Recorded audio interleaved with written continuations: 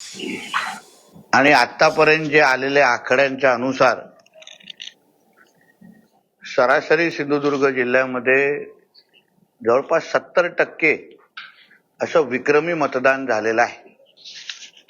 त्यामध्ये कणकवलीमध्ये जवळपास 75%, पण हे वाढेल कारण आताही मतदान सुरू आहे।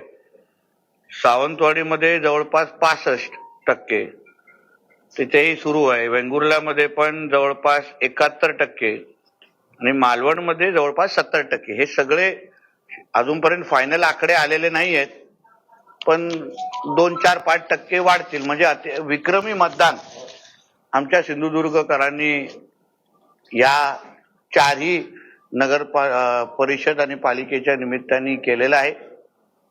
मी या निमित्ताने सावंतवाडी, वेंगुर्ला, मालवण आणि कणकवली या चारही शहरांच्या मतदार बंधू भगिनींना, सगळ्या जणांना मी मनापासून त्यांचे आभार मानेन। सिंधुदुर्गाचा पालकमंत्री म्हणून प्रशासन असो, पोलीस डिपार्टमेंट असो, या सगळ्या जणांचेही मी आभार मानेन।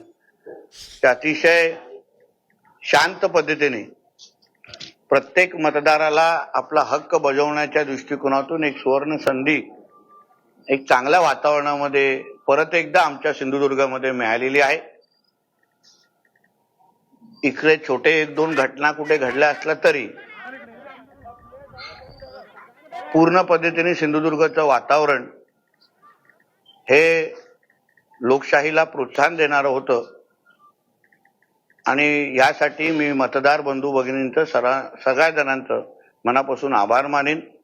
भारतीय जनता पक्ष ते माझे सगळेच पदाधिकारी आणि कार्यकर्त्यांना पण मी त्यांचेही आभार मानेन, शुभेच्छा देईन की अतिशय चांगली लढत त्यांनी या चारही नगर परिषदेमध्ये आणि नगरपालिकेमध्ये दिलेली आहे।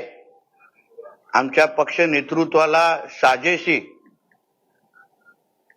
निवडणूक म्हणजे भारतीय जनता पक्ष म्हणून आमच्या या चारही नगरपालिकेवर परिषद आणि पालिकेवर 81 उमेदवार आणि 4 नगराध्यक्ष आम्ही लढत होतो।